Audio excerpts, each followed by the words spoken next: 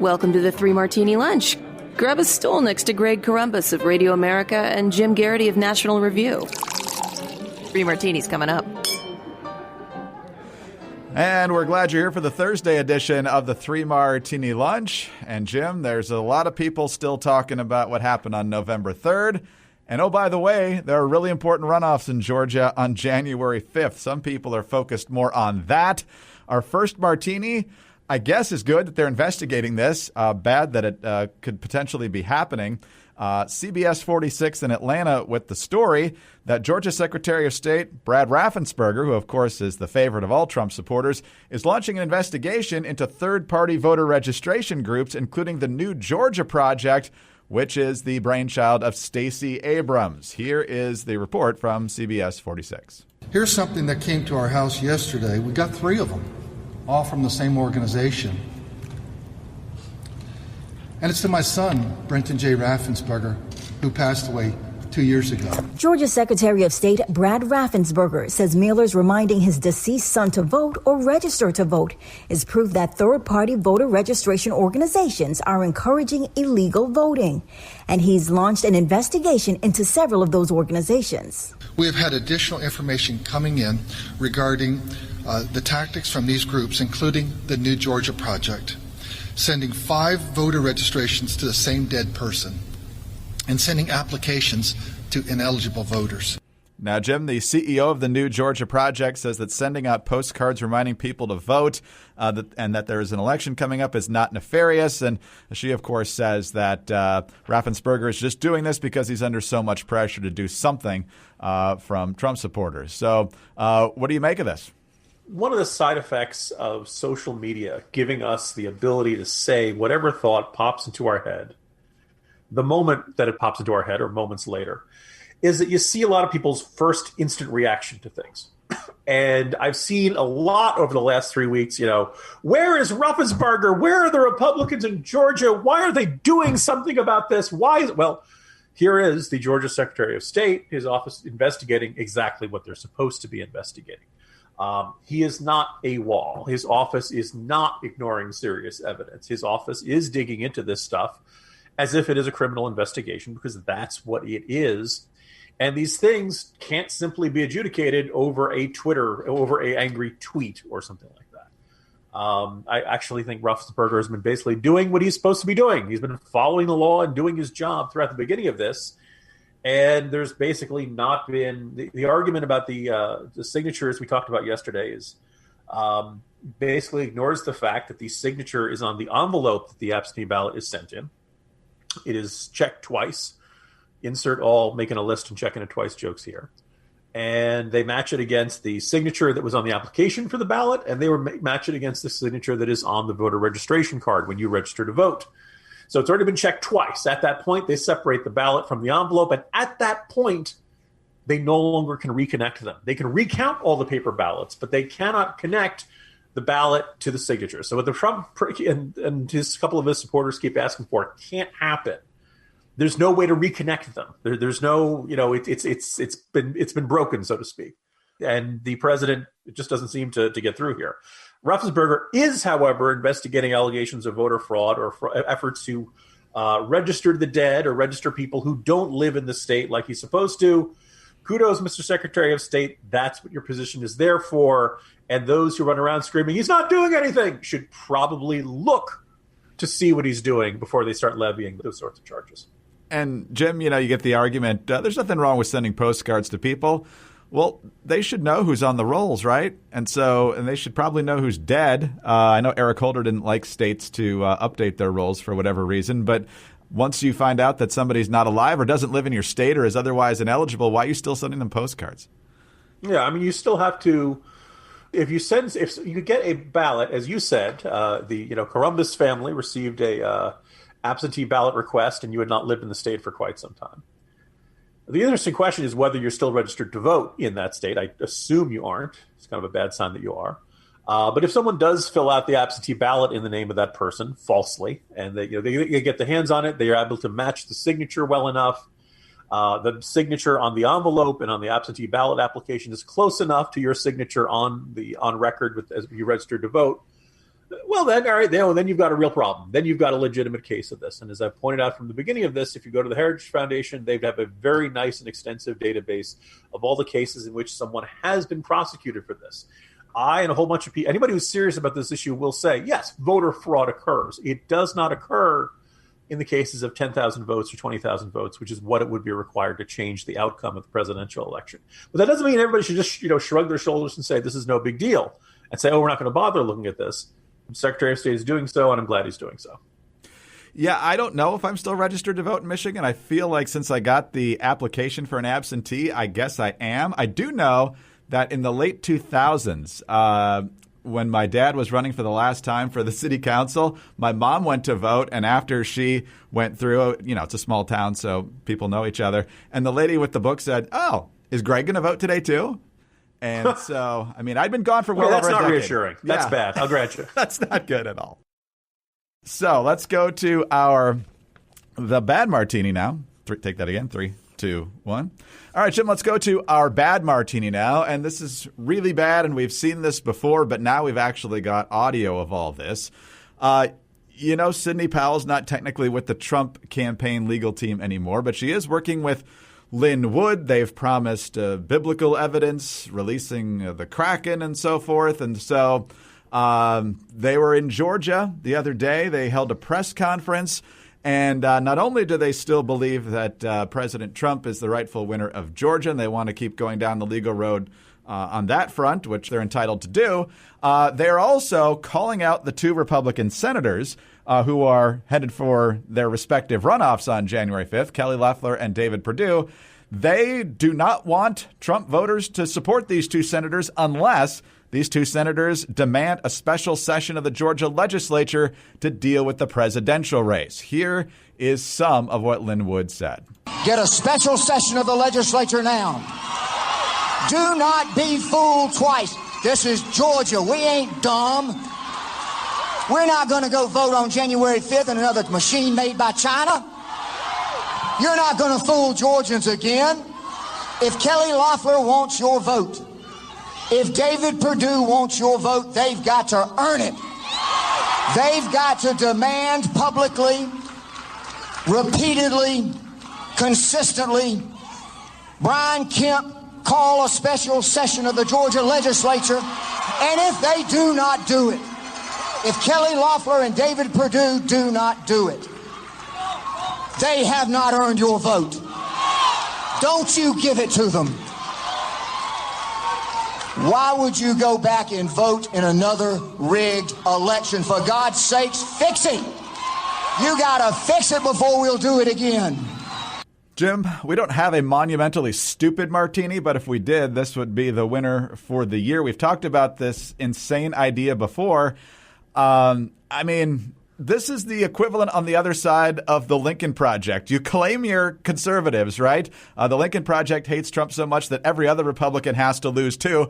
These people over here saying that if you don't go to the mattresses for President Trump in the very specific way that I want you to, we're going to not vote for you either. So there. And so there means Democrats could potentially have control of everything in Washington, and that would be a disaster.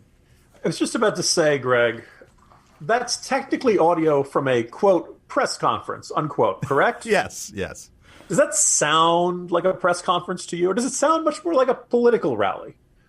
Does it, I've never seen you go into the White House, now we go to the White House press room where the press secretary will be offering a press conference. Woo, yeah! You don't hear cheers that loud at most sporting events this year because you haven't been allowed to get a crowd like that. That was a political rally. This is no longer about filing lawsuits. This is no longer about proving in court that there's been some sort of great injustice done. I don't know if Lin Wood or Sidney Powell plan on running for office, but they certainly sound like the rabble-rousing type you tried to get in a candidate for office. And, in a way, yesterday was a very strange don't get out the vote rally. It was an anti-get out the vote rally. It was a stay home and don't vote rally. And lots of people seem to be enthusiastically embracing this. Now, there are a lot of weird components to this. You kind of, suggested there, Greg, highly among them. This message of you shouldn't go and vote because of how, because the Republican senators haven't earned your support. Well, that happens to echo the types of billboards that are being put up in what they call Trump counties, meaning counties Trump won in Georgia, from Really American PAC, which is, by the way, a liberal pro-Biden political action committee. Now, you don't need to be a Mensa candidate to figure out what they're doing here. They want Republicans to stay home because they want Democrats to win these 2 Senate elections. And if Republicans do this, that's what's going to happen. There's apparently a new poll out.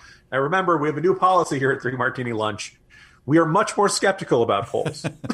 This poll apparently out there, I guess it's Survey USA. It's got Warnock ahead by a couple of points and Purdue ahead by a few in the other one. It's still close. Look, based on the performance of polls in 2020's November's elections, I generally am going to be a lot more wary about putting too much faith in them. But this certainly sounds plausible. Look, it's this is the political Ragnarok with the entire Senate at stake. Georgia's a Republican-leaning state, but, Purdue won his state by about 2 percentage points and change.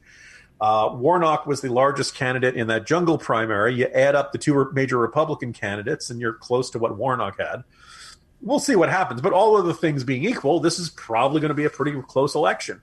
The Georgia Trump-Biden race was pretty close. It's not like there's lots of other places for the party committees to spend their money. It's not like there's any other big fights going on right now. This is for all the marbles. So you're probably going to have just about every committed Democrat coming out in this race. And up until a few days ago, it looked like there was a good chance you'd get just about every committed Republican coming out for this race. But now, maybe not, because Sidney Powell and Lin Wood have decided the single most important thing they could do between now and then is to go out and tell Georgia Republicans not to vote. This is echoing, by the way, an argument from some other folks who said they wanted people to write in Donald Trump in the Senate election. There is no place for you to do that on the ballot. There is no slot for a write-in candidate, and there are no write-in candidates who are qualified for runoff elections. Anybody who writes anyone in is going to be treated as a spoiled ballot. I don't know about you, but I wouldn't bother going. It has the same effect of not voting, so I'm not really sure why you'd actually take the time to go to the polling place and effectively spoil your ballot. You might as well just scribble or something. I don't know what's going on with Sidney Powell and Lin Wood. I do find it really interesting that no less than Matthew Boyle of Breitbart went through and determined that Lin Wood has a long history of making campaign donations to Democrats. And in just the perfect cherry on top of this infighting in MAGA world, Gateway Pundit, run by Jim Hoft, is now attacking Breitbart for attacking Lin Wood, who's attacking the Republican senators. Greg, if there's one more attack, I think this turns into the 5-level dream in Inception. It's like the nesting dolls of infighting politically here. 2 thoughts.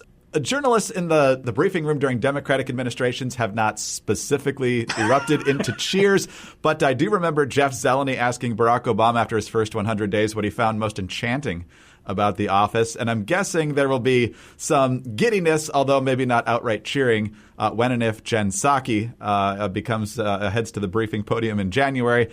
Although after Joe Biden's pronunciation of psalmist last week, he might consider announcing her as Jen Psaki. So I don't know. Here's the other thing, though. Lin Wood has been in the headlines. Well, he's been a prominent lawyer for a long time, but he was the lawyer for Nick Sandmann, right? The Covington Catholic student who was mistreated badly by the mainstream media after the whole incident at the Lincoln Memorial after the March for Life. How glad do you think Nick Sandmann is right now that he's already got those settlements done and taken care of, given how Lin Wood's conducting himself? Yeah. So by the way, if you are inclined to like Lin Wood, I will make the point that you go back to the Atlanta bombing, Richard Jewell. In the case of Richard Jewell, Lin Wood defended Richard Jewell when everybody, having heard those initial media reports and having their perceptions shaped by that, thought, okay, this guy's guilty of sin. Case of a security guard who wanted to be a hero and planted the bomb himself, and that turned out to not be the case at all. I believe it was Eric Rudolph, the infamous bomber of abortion clinics and other sites, who was the ultimate perpetrator of that crime. So Lin Wood, this is not to say Lin Wood is necessarily always a bad lawyer. Lin Wood is not necessarily always off his rocker or espousing crazy conspiracy theories. But if you go back, a little bit further, I used this example a little while back. We talked about this on this podcast.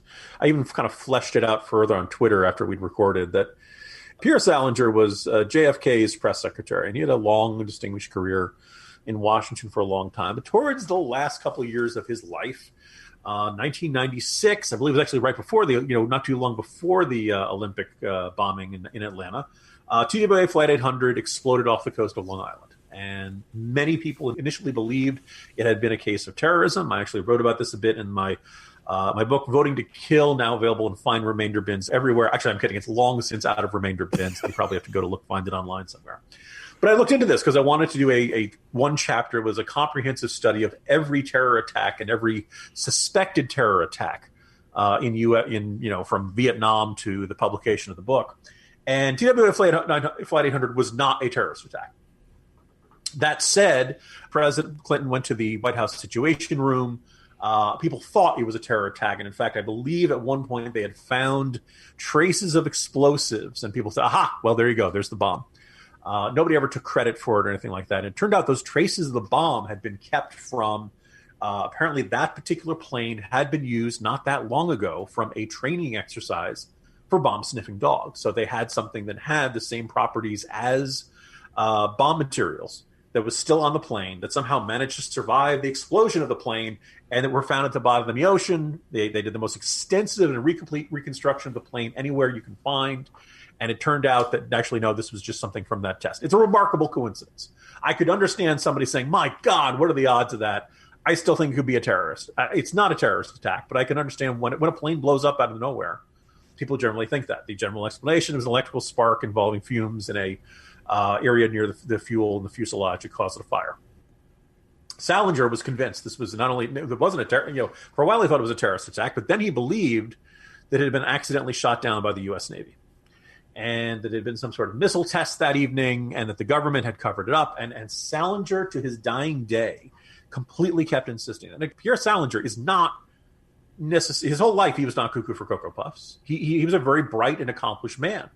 But this came across his attention, and he believed that, yes, this had to be some sort of military test gone wrong, and that the entire government had participated in a cover-up of this. Folks, it's not true. But I think the lesson of this is that even seemingly smart people, even seemingly accomplished people, can believe crazy things. They can believe the moon is made of green cheese. And this doesn't necessarily discredit every other thing they've done in life, but it does mean that just because they've done impressive things earlier in their career doesn't mean that what they're saying true. Lin Wood is cuckoo for Cocoa Puffs in the statements about all the election being stolen, and the success earlier in the career does not make the current statements valid. A lot of people have a very tough time getting their heads around that kind of concept. Yeah, and we'll say what we said earlier in the week. You're not going to impact the presidential race by not voting in the Senate runoffs. Hey guys, it's Mock and Daisy from Chicks on the Right. We're excited to tell you about our podcast, the Mock and Daisy Common Sense Cast. From discussing topics like cancel culture, what's happening to our new generations, crises in our nation, and even some high-profile interviews, each week we touch on subjects that matter to us and matter to you. And we're not afraid to tell you how it is. So tune in every week to hear us talk about the things or even just get a good laugh. To find out more, go to our website, chicksontheright.com, or start listening on the Apple Podcast app, Spotify, or your favorite podcast app. Don't forget to leave a comment, a review, and subscribe. Let's go to our crazy martini now, Jim. And if there's anything we love this year, it's hypocritical state and local leaders who are telling their residents to do one thing while they do something very, very different. The latest edition of this is Austin, Texas Mayor Steve Adler. The Austin American-Statesman says in early November, as health officials warned of an impending COVID-19 spike, Austin Mayor Steve Adler hosted an outdoor wedding and reception with 20 guests for his daughter at a trendy hotel near downtown. The next morning, Adler and 7 other wedding attendees boarded a private jet bound for Cabo San Lucas, Mexico, where they vacationed for a week at a family timeshare. One night into the trip, from Cabo, Adler addressed Austin residents in a Facebook video saying, quote, "We need to stay home if you can." Boy, that's weird grammar. "This is not the time to relax. We are going to be looking really closely. We may have to close things down if we're not careful." Speaking of closing things down, Eric Garcetti out in Los Angeles, he's the mayor there. The council just voted to ban outdoor dining. And then, of course, that was followed up with one of the people who voted to ban outdoor dining immediately going to a restaurant and engaging in outdoor dining right after the meeting. But Garcetti is now saying this: "My message could not be simpler. It's time to hunker down. It's time to cancel everything. And if it isn't essential, don't do it. Don't meet up with others outside your household. Don't host a gathering. Don't attend a gathering. And following our targeted safer at home order, if you're able to stay home, stay home. And apparently Gavin Newsom is exploring tighter restrictions statewide as well. And so can't visit with anyone outside your home. We know that Gavin Newsom has not obeyed that. We know that other California lawmakers have not obeyed that. I'm not sure how good Eric Garcetti's been on that front. We know the mayor of Austin stinks on that front, Jim, so the hypocrisy reigns again. Yeah, and when we began the lockdowns in March, it seemed like a necessary step. We were, completely caught flat-footed by this. We had no idea how many people had it. The hospitals in New York were starting to get overwhelmed. That clearly was the first major epicenter, even if earlier cases had occurred on the West Coast. And back then I'd written, and most places undid or lessened their lockdowns and their restrictions after about 8 weeks. And I wrote an article about, what 8 weeks of lockdown had gotten us. And a lot of people took that as a full-throated endorsement of them. And look, this lockdown is probably the single most economically self-destructive step we've taken in our entire country's history. It was probably necessary for some period of time because you needed to stop people from interacting with each other the way they were. We had no idea of telling who had it and who didn't. We had nowhere near the level of testing we needed. People might argue that we still don't, but generally, in a lot of places of the country parts of the country that aren't being overwhelmed right now, you go to your healthcare provider and say, "I need a coronavirus test." They can generally get you one pretty quickly, and the results are coming in. I've managed to get them back in about 2 days. It's not great. You want to get them as soon as possible, but a manageable time frame.